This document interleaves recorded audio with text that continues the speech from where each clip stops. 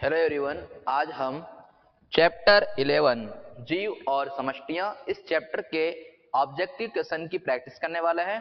तो देखिएगा,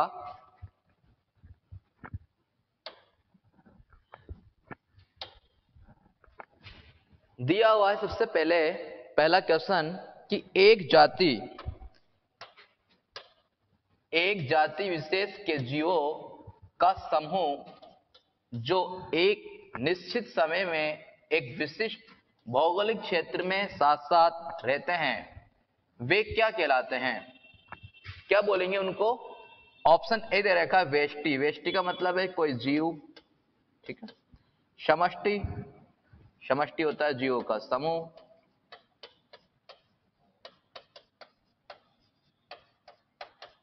समुदाय यानी जिसके अंदर बहुत सारी समष्टियां एक ही भौगोलिक क्षेत्र में रहती है, वो समुदाय। तो क्या हो जाएगा? समष्टियों का समूह। समष्टियों का समूह। और बहुत सारे जब समुदायों का समूह हो तो उसे कहते हैं जीवोम या बायोम। तो समुदायों का समूह।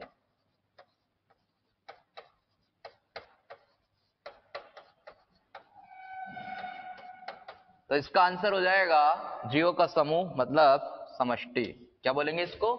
समष्टि। Answer B. आगे देखिएगा, अगला क्वेश्चन है चारण पशु, यानी जो मवेशी होते हैं जो घास चरते हैं, चारण पशु। चारण पशु के साथ साथ बगुले द्वारा कीटों का भक्षण किस प्रकार की पारस्परिक क्रिया है? समष्टि की कौन सी पारस्परिक क्रिया है?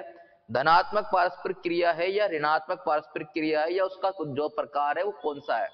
तो देखो, परभक्षण, बी दे रखा है परजीविता, सी सहजीविता और डी है सहभोजिता। परभक्षण में क्या होता है? शिकार की प्रक्रिया होती है, शिकारी के द्वारा शिकार किया जाता है, यानी कि किसी दूसरे जीव को समूल नष्ट कर दिया जाता है, पूरी तरह से उसे खा लिया जाता है, नष्ट कर दिया जाता है। तो वो तो जाएगा परभक्षण। परजीविता, परजीविता में क्या होता है? परपोषी के द्वारा पोषण दिया जाता है, ये पोषण देने का काम करता है, ठीक है। सहजीविता, इसमें दो जीव साथ साथ रहते हैं और एक दूसरे को लाभ पहुंचाते हैं, ठीक है। तो ये जाएगा साथ साथ रहना, सहजीविता। और सहभोजिता, सहभोजिता में क्या होता है कि दो जीव साथ साथ भोजन करते हैं, जिसमें से एक को लाभ होता है और दूसरे को न तो लाभ होता है न हानि होती है, उदासीन रहता है, ठीक है, सहभोजिता। तो ये जो प्रक्रिया है चारण पशु के साथ, पशु जहां चर रहे हैं वहां से कीट निकल के आ रहे हैं, उन कीटों को जो बगुला खा रहा है, तो ये हो जाएगी सहभोजिता। क्या हो जाएगी ये? सहभोजिता। आगे देखिएगा, कवक तथा शैवाल का सहजीवन किस प्रकार की पारस्परिक क्रिया है? किस प्रकार की पारस्परिक क्रिया है? समष्टि की कौन सी पारस्परिक प्रक्रिया है या क्रिया है? तो देखो, परजीविता, बी दे रखा है सहभोजिता, सी दे रखा है सहकारिता और डी दे रखा है प्रतिस्पर्धा। कवक और शैवाल मिलकर बनाते हैं लाइकेन। क्या बनाते हैं? लाइकेन। इसके अंदर कवक वाले भाग को बोलते हैं कवकांश, जो आकर उसकी जड़ का काम करता है, ठीक है। और ऊपर होता है उसका शैवालांश, यानी कि जिसमें हरित लवक होता है, और ये क्या करता है? भोजन बनाने का काम करता है। तो ये इसको भोजन दे रहा है, ये इसको आश्रय प्रदान कर रहा है। दोनों को क्या चल रहा है? एक दूसरे से, एक दूसरे के ऊपर निर्भरता, और दोनों साथ साथ रह रहे, तब तक ये लाइकेन कहलाएगा। अलग अलग हुए तो ये लाइकेन समाप्त हो जाएगा। तो कहने का मतलब दोनों को लाभ हो रहा है। तो इस प्रकार की पारस्परिक प्रक्रिया होती है, उसे बोलते हैं सौपकारिता। क्या बोलते हैं? सौपकारिता। ऐसी पारस्परिक प्रक्रिया जिसके अंदर दोनों जीवों को लाभ होता हो और दोनों जीव एक दूसरे के ऊपर निर्भर रहते हो, तो ये कहलाएगी सहोपकारिता, एक दूसरे के ऊपर उपकार। परजीविता में क्या होता है? परजीविता में परजीवी के द्वारा, परजीवी को जो पोषण मिलता है वो मिलता है परपोषी से। तो एक को लाभ और एक को हानि। लाभ वाले को हम प्लस चिन्ह से दर्शाते हैं, धनात्मक चिन्ह, और आने वाले को माइनस यानी कि ऋणात्मक चिन्ह से दर्शाते हैं। सहभोजिता, एक को लाभ तो दूसरे को क्या? दूसरे को उदासीन है, कोई फायदा, कोई न तो लाभ न हानि। सौपकारिता में दोनों को लाभ होता है। और प्रतिस्पर्धा में दोनों को हानि होती है।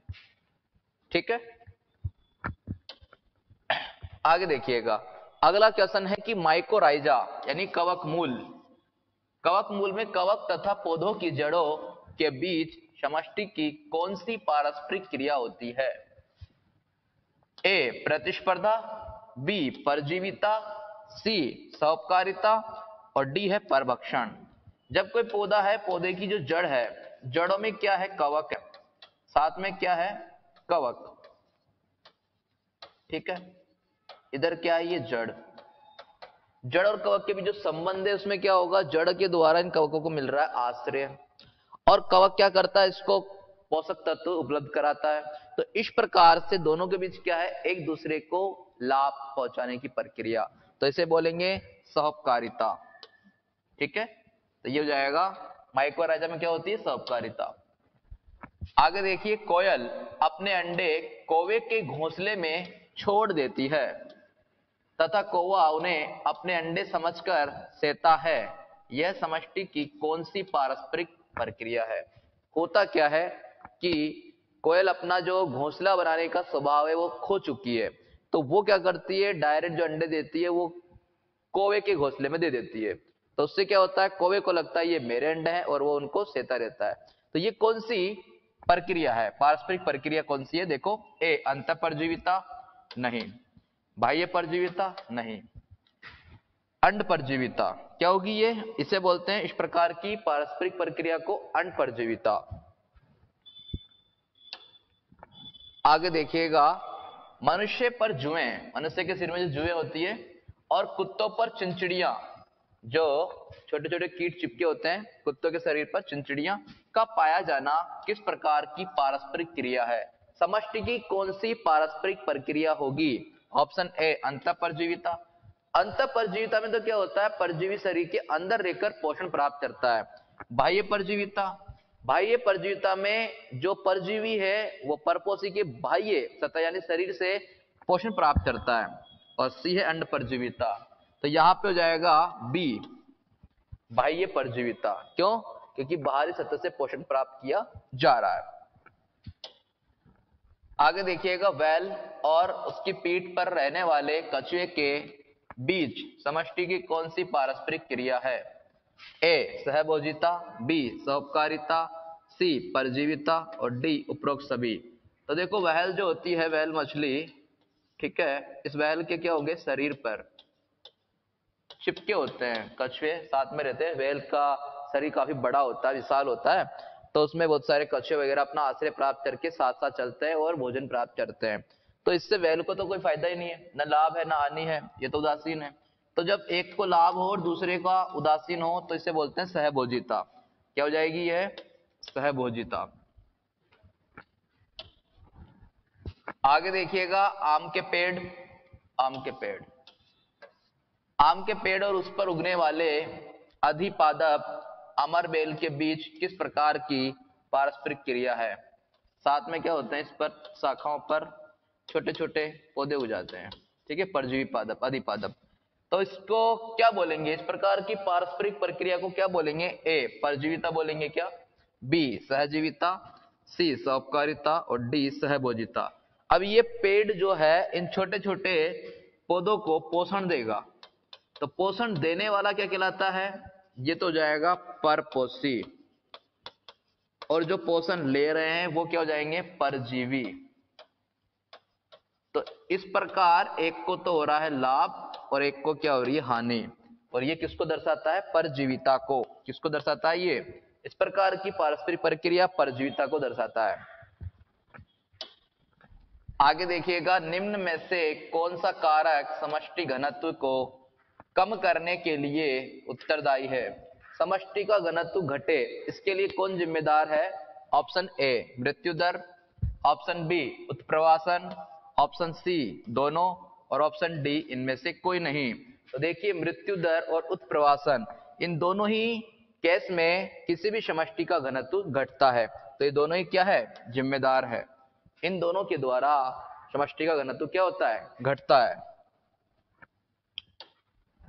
अगला है, कीट परागण किस प्रकार की पारस्परिक क्रिया है? जब किसी पुष्प में परागण क्रिया होती है कीट के द्वारा,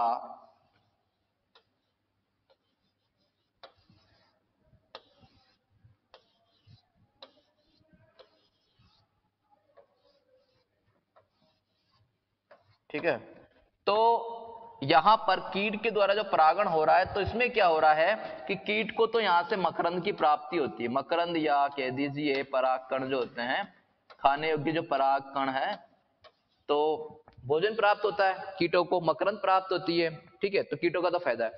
फिर पौधों को क्या फायदा है, पौधों में क्या होती है, जो परागण क्रिया होगी, तो परागण क्रिया के फलस्वरूप इनमें फल का निर्माण होगा, आगे जो फसल प्राप्ति होगी।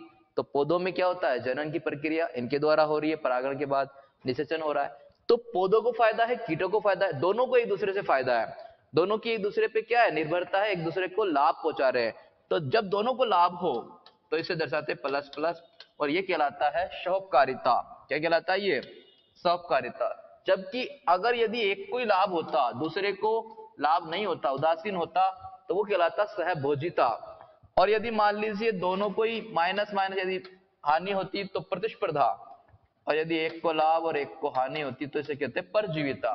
ठीक है, ये इनके चिन्ह से दर्शाया इनको जाता है कि किसमें क्या है, प्लस प्लस है तो क्या है, माइनस है तो क्या है। आंसर क्या हो जाएगा, सहोपकारिता। दोनों को क्या हो रहा है, लाभ हो रहा है। वैज्ञानिक गाउसे का सिद्धांत क्या दर्शाता है, ऑप्शन ए प्रतिस्पर्धा, ऑप्शन बी परजीविता, ऑप्शन सी सहजीविता, और ऑप्शन डी इनमें से कोई नहीं। तो वैज्ञानिक गाउसे का जो सिद्धांत है उसे बोलते हैं स्पर्धी अपवर्जी, स्पर्धी स्पर्धी अपवर्जन का सिद्धांत, अपवर्जन का सिद्धांत।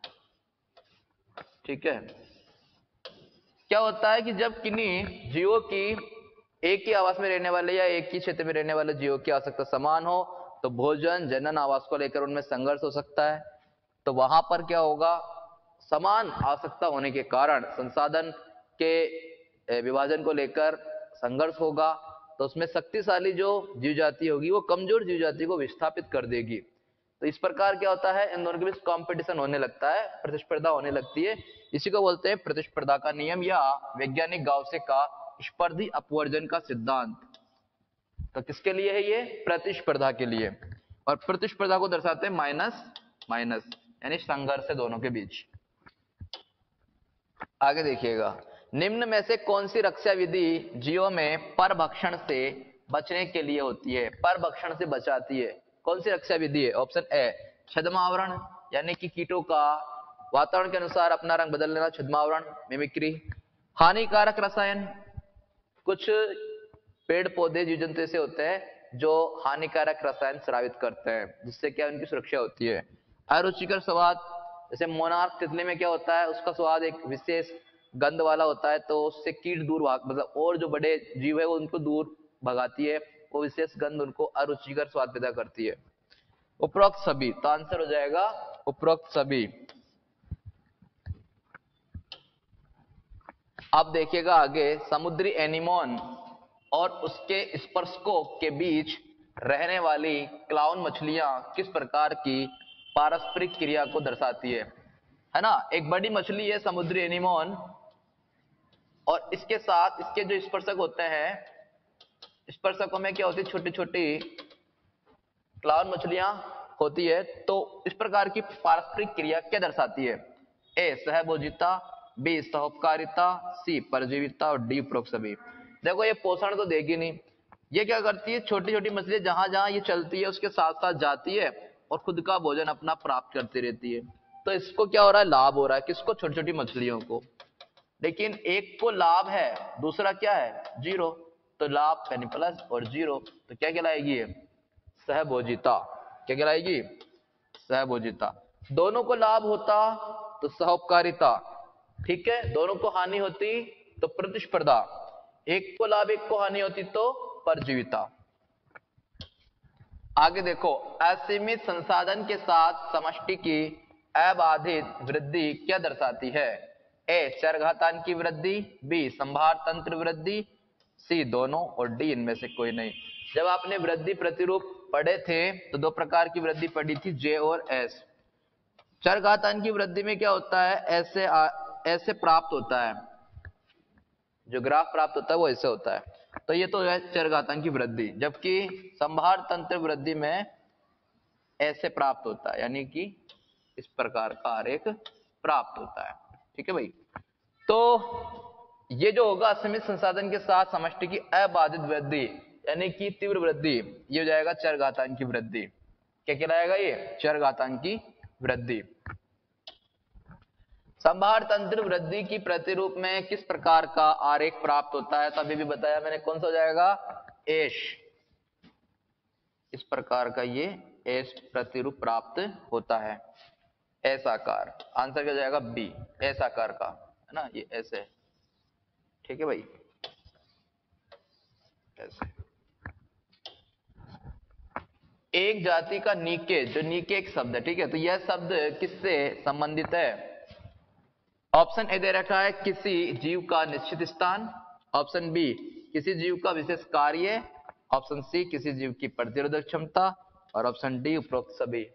तो ये होगा किसी जीव का निश्चित स्थान जिसपे वह कार्य करता हो, वह रहता हो, उसे कहते हैं नीके। क्या बोलते हैं, नीके।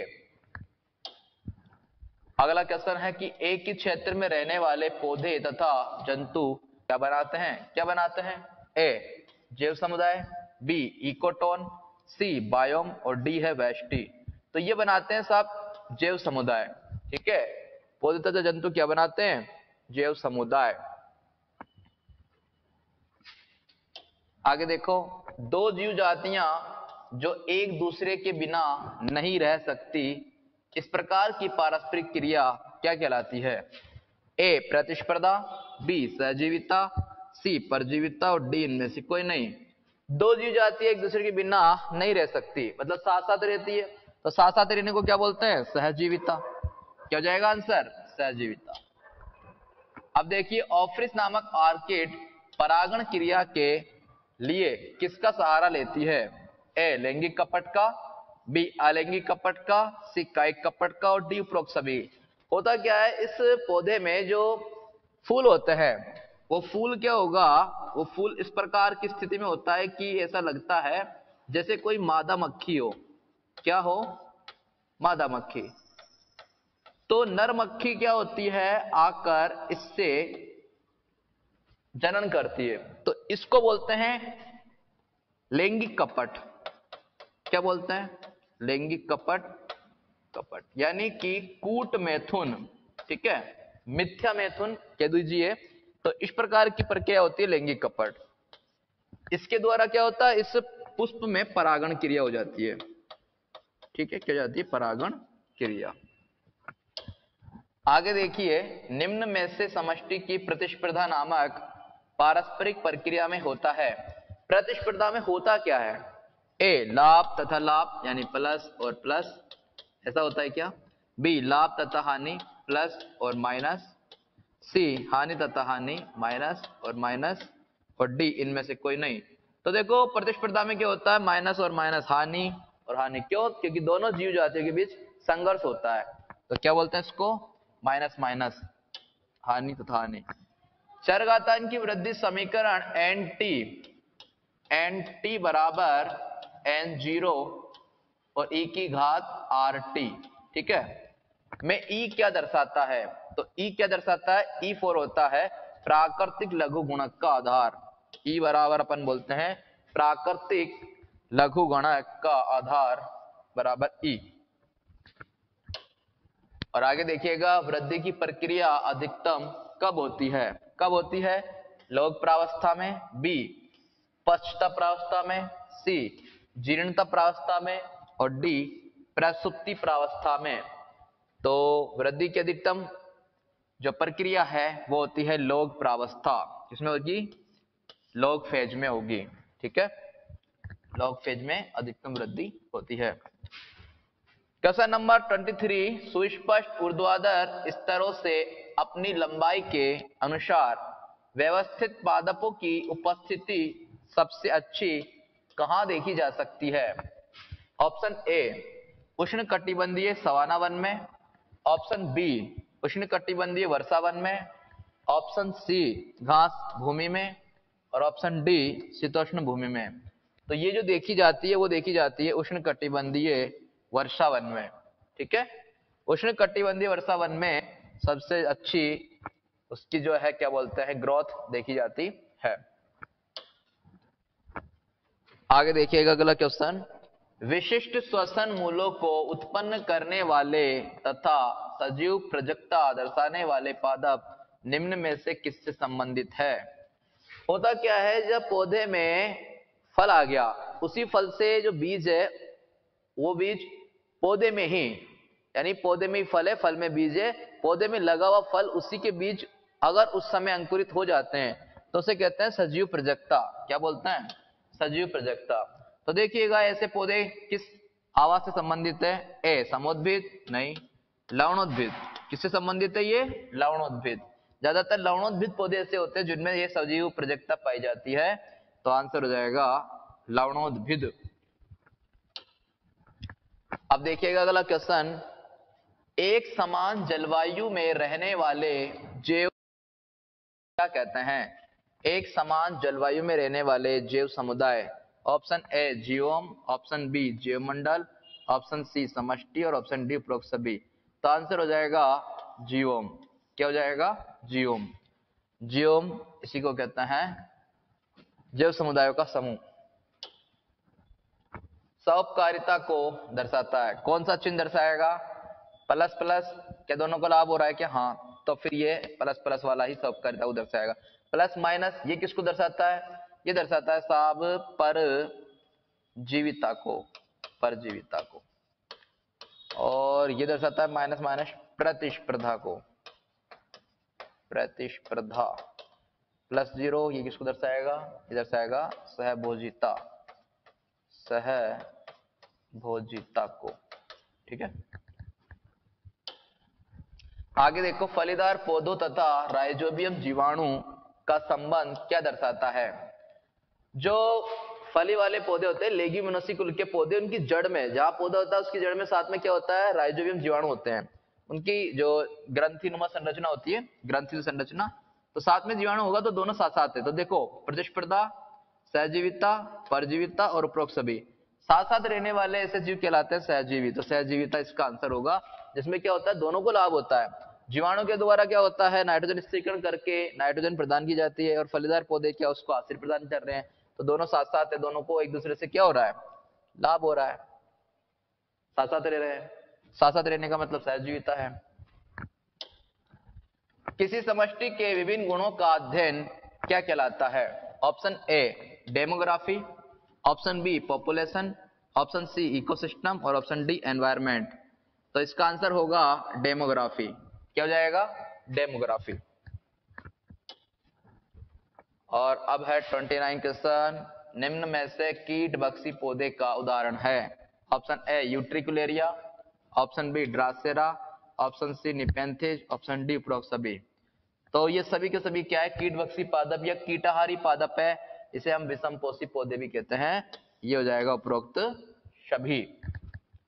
और अब आता है आपका लास्ट एंड फाइनल क्वेश्चन, समष्टि की किस पारस्परिक प्रक्रिया में साथ रहने वाली जीव जातियां प्रतिकूल रूप से प्रभावित होती है, प्रतिकूल रूप से प्रभावित होती है। ऑप्शन है प्रतिस्पर्धा में, सहजीविता में, सहभोजिता में या सहउपकारिता में। तो प्रतिकूल रूप से प्रभावित होती है, ये है साहब, क्या हो जाएगा आंसर, ये हो जाएगा प्रतिकूल, यानी कि माइनस और माइनस, यानी कि संघर्ष है यहाँ पे, तो इसे बोलेंगे प्रतिस्पर्धा। तो इसका आंसर हो जाएगा प्रतिस्पर्धा। ओके दोस्तों, आज की क्लास में इतना ही, मिलते हैं फिर किसी नेक्स्ट क्लास में, तब तक के लिए थैंक यू।